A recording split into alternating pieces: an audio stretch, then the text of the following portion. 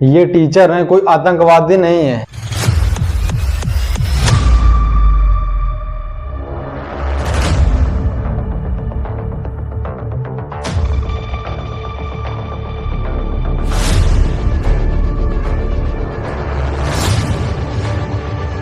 ये एक गुरु हैं, कोई पहलगाम के आतंकी नहीं है।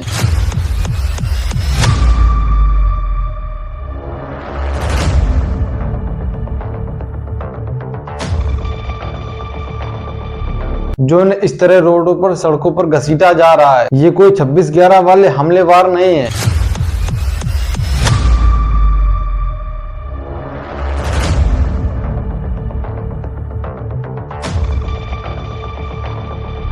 ये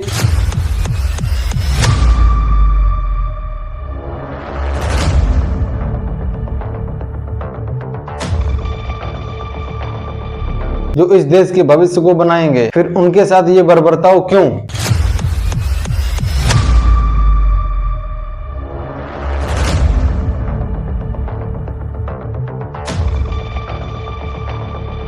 उनके साथ लाठीचार्ज क्यों? उनके साथ ये अत्याचार क्यों? क्या उन्हें ऐसे बसों में भरा जाना चाहिए? क्या उनके ऊपर ऐसी लाठियां बरसाई जानी चाहिए? ऐसा क्यों? बच्चे स्टूडेंट जवाब चाह रहे हैं सरकार से, एसएससी से। आखिर उनके साथ ऐसा बर्ताव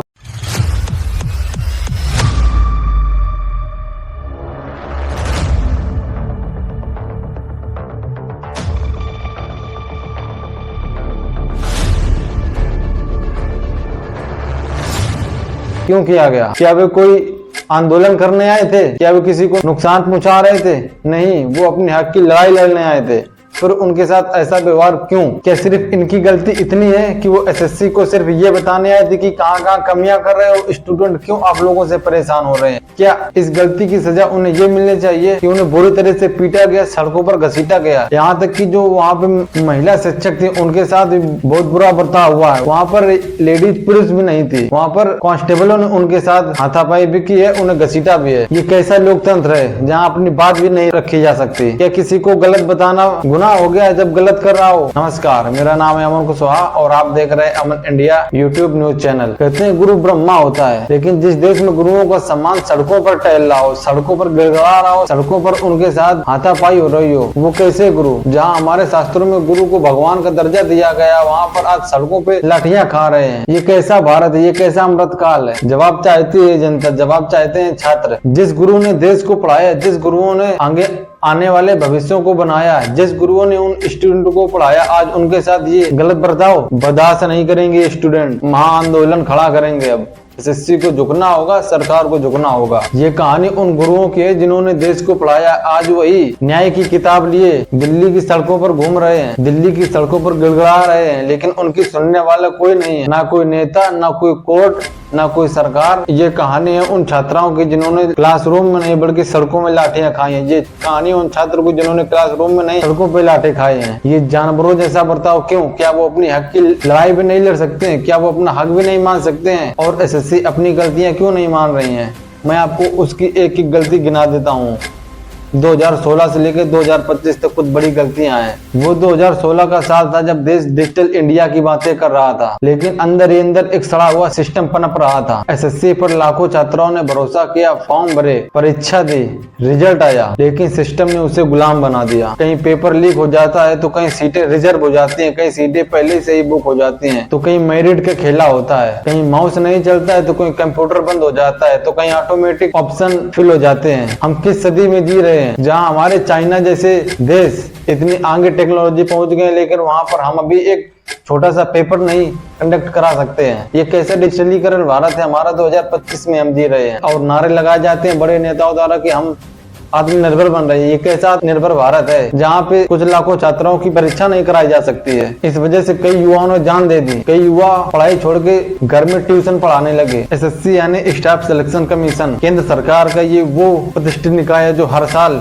लाखों छात्राओं की परीक्षा कराता है। एसएससी सीजीएल, सीएचएसएल की, एसएससी जीडी, जेई, एमटीएस जैसी परीक्षाएं करवाता है, लेकिन नियुक्त सिर्फ हजारों लोगों की होती है। एसएससी घोटाले की शुरुआत 2016 से हुई थी। 2016 में पेपर लीक की खबरें आई थी, पेपर भी हुआ था, लेकिन पेपर एग्जाम हॉल से पहले ही इंटरनेट पर लीक हो गया था। फिर आता है एसएससी का 2018 का घोटाला, जो एसएससी का 2017 में जाके पेपर हुआ था टायर 2 वाला। उसमें तो पेपर चल रहा था लेकिन ऑटोमेटिक आंसर फेल हो रहे थे। उसमें बहुत बड़ा धरना प्रदर्शन हुआ था दिल्ली में। ये कब तक भ्रष्टाचार चलेगा? आखिर क्यों नहीं पारदर्शिता से परीक्षा कराई जाती है? जब नेताओं के चुनाव होते हैं तो एक दिन में पूरी वोटिंग अच्छे से कंडक्ट करा ली जाती है, लेकिन लाखों छात्रों की परीक्षा इनसे नहीं होती है। शर्म की बात है ये। सरकार की और जो एजेंसियां पेपर कराती हैं उनकी स्टूडेंट से 100 रुपए लेकर भी ये लोग पेपर नहीं करवा सकते हैं। धिक्कार है यार तुम लोगों पे। शर्म आनी चाहिए तुम लोगों को। चिल्लू पर पानी में डूब मरना चाहिए कि तुम लोग छोटा सा पेपर नहीं करवा सकते हो, वो भी लीक करा देते हो। 2018 में ही दिल्ली धरना प्रदर्शन हुआ था जिसमें लाखों छात्रों दिल्ली की सड़कों पर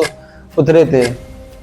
तब वहां की मीडिया चुप्पी साध गई थी। ना कोई सरकार सामने आई थी, ना कोई नेता सामने आया था, ना कोई मीडिया सामने आई थी। बाद में छात्रों ने सीबीआई मांग उठाई थी, तब जाके सीबीआई जांच हुई, लेकिन उसका नतीजा आज दिन तक नहीं आया। हमारे देश में यही दुर्भाग्य है कि कोई भी घटना होती है उस पर जांच बैठा दी जाती है। सवाल जब पूछे जाते हैं कि उस जांच में क्या हो, तो हाँ जांच चल रही है बस चले जा रहे। आज दिन तक कोई भी जांच हो ऐसी पारदर्शिता से हुई नहीं जो पब्लिक की जाए। कोई भी जांच हो अधूरी ही रह जाती है। बात है 31 जुलाई 2025 की। ये तारीख इतिहास में दर्ज की जाएगी। ये तारीख इतिहास में दर्ज करनी चाहिए थी, लेकिन मीडिया ने इसे बैक आउट कर दिया। एक भी मीडिया, वो चाहे आज तक हो या दैनिक जागरण हो या जी न्यूज हो या भारत रिपब्लिक इंडिया, कोई भी न्यूज चैनल ये नहीं ऐसा कि वहां पर जाके कवरेज किया हो, अपने टीवी चैनल पर दिखाया हो। क्यों? क्योंकि वो सरकार के चाटुकार हैं। मैं खुला कहता हूँ अपने न्यूज चैनल पर, यूट्यूब चैनल पर, कि लगभग सब न्यूज वाले आजकल सरकार के चाटुकार है। इसलिए वो कोई भी, चाहे शिक्षक का मुद्दा हो या किसानों का मुद्दा हो या स्टूडेंट का मुद्दा हो, जब बात आती है तो टीवी पर ये न्यूज ही नहीं चलाई जाती है। देश को गुमराह किया जाता है।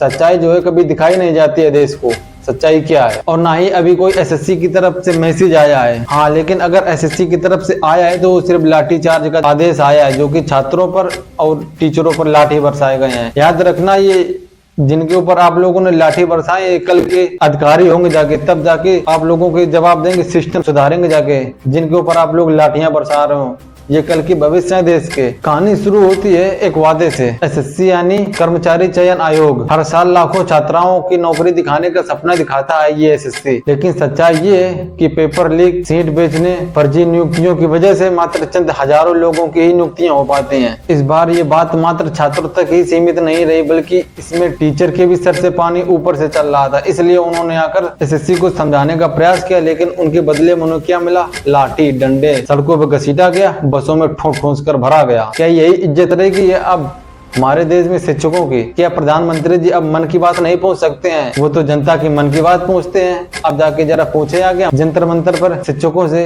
मन की बात। हमारे देश का दुर्भाग्य है कि कोई भी नेता हो, वो कहीं छपरीबाज तो कहीं कोई गाली देने वाले यूट्यूबर को अपने मंच पर बुला लेते हैं, तो कहीं किसी को बुला लेते हैं।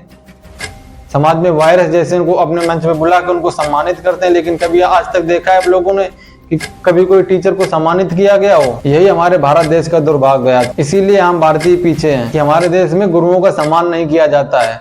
सम्मान उनका किया जाता है जो हर अपनी दूसरी बात पर वीडियो में गाली देते हैं। 31 तारीख को टीचर और स्टूडेंट साथ में शांतिपूर्वक बैठे थे और अचानक से पीछे से पुलिस आई और उनके ऊपर लाठीचार्ज कर दिया। कम से कम 5 से 6 घंटे तक उन्हें जबरदस्ती बस में भर के रखा गया। उनको पता नहीं कहाँ ले जाया गया। उनको थाने भी ले जाया गया, जगह जहाँ पे बैठने की भी जगह नहीं थी। गंदगी इतनी थी। क्या यही भारत की न्याय व्यवस्था है? क्या यही भारत का लोकतंत्र है? क्या यही न्याय की राजधानी दिल्ली है जहाँ पर न्याय भी ना मिल सके? सड़कों पे घूमना पड़ रहा है न्याय मांगने के लिए। सोचिए एक पल के लिए, एक युवा छात्र जो अपने घर से परीक्षा देने जाता है अपने पापा से पैसे उधार लेके, पापा भी कहीं से उधार लेते हैं पैसे ब्याज पर 2-4 हजार रुपए इकट्ठा करके अपने बच्चे को पेपर देने के लिए भेजते हैं। वहां जाकर उसको पता चलता है कि पेपर उसका यहाँ पर है ही नहीं, दूसरी सेंटर पर चला गया या एग्जाम रद्द हो गया, उसका कैंसिल हो गया है। जरा उससे पूछो जिस माँ बाप ने पैसे कर्ज लिए हों उनके दिल में क्या बीतती होगी। उस बच्चे से पूछो, उस भाई से पूछो कि अपने घर में क्या मुंह दिखाएगा जाके, क्या अपने पापा से कहेगा जाके कि पापा फिर से ये एग्जाम मेरा नहीं हुआ। कितनी उम्मीद भरी माँ ने लास्ट टाइम अपने बच्चे को देखा होगा, अपने बेटों को देखा होगा कि मेरा बेटा जा रहा है, अब की बार नौकरी लेके आएगा, और वहां जाके पता चलता है कि पेपर ही रद्द हो गया, उनका पेपर ही कैंसिल हो गया है, पेपर ही लीक हो गया है, सिस्टम ही खराब है, कहीं माउस नहीं चल रहा है। दर्द को समझो, महसूस करो। एक किसान अपनी जिंदगी की पूरी कमाई अपने बेटे पर खर्च कर देता है। अरे हम जानते हैं, हम कोई बड़े घर के नहीं है, हमने भी बहुत किसानी, हम भी बहुत मिडिल क्लास फैमिली के हैं, हमने देखे हैं गरीबी क्या होती है। और इस पूरे आंदोलन में सबसे शर्मनाक बात ये हुई कि वहां पर कोई महिला कांस्टेबल नहीं थी। जिस तरह से हमारे नीतू मैम, काजल मैम के साथ अभद्रता की गई है, वो सरासर शर्मनाक कर देने वाली घटना है कि कोई महिला कांस्टेबल भी नहीं थी, उनको पुरुष खींच कर ले जा रहे थे बस में। क्या यही लोकतंत्र बचा है? बार बार सवाल यही गूंजता है कि क्या इतनी कमजोर हमारे लोकतंत्र व्यवस्था हो गई है, इतनी कमजोर हमारी न्यायिक व्यवस्था हो गई है कि अपनी हक की लड़ाई बिना लड़ी जा सके? आखिर सरकार इतनी तानाशाही क्यों कर रही है? जिस देश में सड़कों पर गुरुओं को दौड़ा दौड़ा कर पीटा जाए, अब आप उस देश को विश्व गुरु बनने का सपना देख रहे हैं। आप उस अमृतकाल को अमृतकाल कह रहे हैं जहाँ पर शिक्षा सड़क पर घूम रही हो। आप उस विश्व गुरु की बात कर रहे हैं। ये कैसा अमृतकाल है? मोदी जी, अगर आप थोड़ा सा भी अगर इन हमारे गुरुओं की बात सुन लीजिएगा मन की, तो भला हो जाएगा इन लोगों का। हमें उम्मीद है कि आप ये बात जरूर सुनेंगे। सबकी बात सुनते हैं तो इन छात्रों की और हमारे भाइयों की, हमारे गुरुओं की बात जरूर सुनेंगे। आप अगर वो वीडियो देखेंगे जहाँ पर शिक्षकों को दौड़ा दौड़ा कर पीटा जा रहा है, बुरी तरीके से उनको बस में भरा जा रहा है, आपके रोंगटे खड़े हो जाएंगे। जिन्होंने अपनी पूरी जिंदगी लगा दी बच्चों के भविष्य के लिए, इस देश को भविष्य के लिए, देश में एक अच्छा योगदान दिया है ताकि देश एक अच्छी दिशा में जाए, आप उनको इस तरह से लाठी बरसा रहे हैं उनके ऊपर। शिक्षकों की और छात्रों की मांग बस इतनी सी थी कि पारदर्शिता से परीक्षा करा दी जाए। सिस्टम में गड़बड़ियां होती हैं, उन गड़बड़ियों को ठीक कर दिया जाए। जैसे माउस नहीं चलता है, कभी कभी कंप्यूटर बंद हो जाता है, और जो एग्जाम सेंटर दूर भेजे जाते हैं तो 30, 40, 50 किलोमीटर की रेंज में रहे, ताकि एक जो छात्र है वो कम से कम जा तो सके घर से अपने। आप भेज दे रहे हैं अंडमान निकोबार, जम्मू कश्मीर का सेक्टर कन्याकुमारी भेज रहे हैं, कन्याकुमारी का अरुणाचल प्रदेश भेज दे रहे हैं, उत्तर प्रदेश के गुजरात भेज दे रहे हैं। ये कौन सा तरीका है आपका? और अब ये होनी चाहिए कि जिन ने लाठीचार्ज किए उनके ऊपर FIR होनी चाहिए उल्टा। और आरोप तो अब ये लग रहा है कि SSC के ऊपर 350 करोड़ का घोटाला है, वो भी ऐसे वैसे शिक्षक नहीं, अभिनय सर जैसे, राकेश यादव सर जैसे, गगन प्रताप जैसे, ये उनके पास विद प्रूफ सहित बोल रहे हैं। ऐसा नहीं बोल रहे जो मैथ के किंग है, SSC के माँ किंग है। उन लोगों ने SSC जैसे अधिकारियों को, उनके बच्चों को पढ़ाया है। जो आज ये लड़ाई सिर्फ नौकरी की नहीं है, ये लड़ाई सिर्फ उस सिस्टम के खिलाफ है जो हर बार फेल हो जाता है। ये देश के युवा की लड़ाई है जो आज सड़कों पर उतरे हैं। ये एक भर्ती प्रक्रिया की लड़ाई है जो लगभग हर राज्य में होती है, वो चाहे उत्तर प्रदेश हो या राजस्थान हो या बिहार हो। हर छोटे से छोटे लेवल पर, हर बड़े से बड़े लेवल पर घोटाला होता है। कोई भी वैकेंसी हो, वो चाहे बिहार की BPSC परीक्षा हो या उत्तर प्रदेश की UP पुलिस परीक्षा हो या उत्तर प्रदेश की ROAR हो या UP PCS परीक्षा हो या मध्य प्रदेश का MP PCS हो, हर लेवल पे घोटाला होता है। ये सिस्टम कब तक सुधरेगा? आखिर कब तक बच्चे ऐसे सड़कों पर फिरते रहेंगे? कब तक बच्चों के गुरु ऐसे सड़कों पर भटकते रहेंगे न्याय की किताब लिए, न्याय की गुहार लगाते हुए? कब तक ये कोरी आंखें जगती रहेंगी स्टूडेंट्स के? कब तक वो एक नौकरी की चाह में अपनी जिंदगी बर्बाद कर देंगे? अब वो वक्त आ गया है कि इस सिस्टम को उखाड़ फेंकने का। ये जो लाठियां चलाई गई हैं, इसका अत्याचार ये छात्र सहेगा नहीं। देश की क्रांति अब तलवार से नहीं, कलम से लिखी जाएगी। जब कलम टूट जाती है तो सिर्फ छात्रों के मन में आक्रोश रह जाता है, गुस्सा रह जाता है। SSC घोटाला सिर्फ स्कैम ही नहीं, बल्कि आने वाली पीढ़ी के सपनों की हत्या की गई है। अगर ऐसे ही हम सब लोग खामोश बैठे रहे, चुप बैठे रहे, तो आने वाले हम लोगों के छोटे भाई बहन ऐसे ही इस सिस्टम के चपेट में आते रहेंगे। वो भी ऐसे ही दर दर भटकते रहेंगे, दिल्ली की गलियों में, सड़कों में लाठी डंडे खाते रहेंगे वो भी। इसीलिए वक्त आ गया है, जागो, उठो और इस सिस्टम को सुधारने का प्रयास करो। अब आवाज उठानी होगी एक साथ सब लोगों को, सभी शिक्षकों के, सभी शिक्षक वर्ग को, सभी स्टूडेंट वर्ग को। और वो लड़ाई सिर्फ एक SSC वालों की ही नहीं है, वो लड़ाई जो भी कंपटीशन की तैयारी कर रहा है, हर वो छात्र के हिस्से में ये लड़ाई होनी चाहिए। क्योंकि आज SSC के खिलाफ ही धरना हो रहा है, कल किसी और के खिलाफ होगा धरना। इसलिए हर स्टूडेंट को एक साथ आना चाहिए। अगर नहीं आओगे तो अगला शिकार आप होगे, आपके छोटे बड़े भाई बहन होंगे, और फिर उनकी सपनों की हत्याएं ऐसे ही होती रहेंगी जिस प्रकार अब हो रहा है। तो ऐसे ही अपडेट की जानकारी के लिए हमारे चैनल को सब्सक्राइब करें, ज्यादा से ज्यादा शेयर करें। मेरा नाम है अमन कुशवाहा। वीडियो को पूरा देखने के लिए धन्यवाद।